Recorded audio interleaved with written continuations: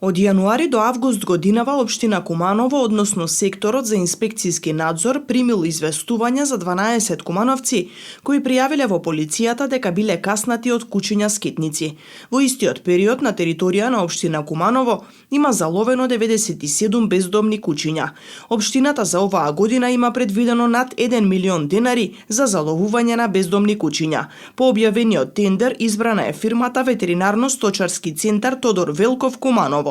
Заловувањето се одвива согласно план и динамика, но ќе се интервенира и по дојава на граѓани. Градот со години наназад организира акции за вдомување во соработка со операторот и со здруженија на граѓани. Дел од кумановци апелираат да се работи на решавање на овој проблем, бидејќи стравуваат да не бидат каснати. Има овдека во ноќ, ако пројде у 2 сат, сам некој ќе го расцепи. Ја пошто во осмокатнито седу, цел ноќ лајав. И тоа е тоа. Треба да се реши проблемот. Сигурно.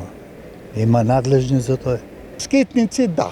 Тоа ги има, да ти речем, свако утро иду по улице, лежу горе, ѓуро пулсер ване од трло што е тај улица. Тоа ги има пуно. Сега ја се боим за мали деца.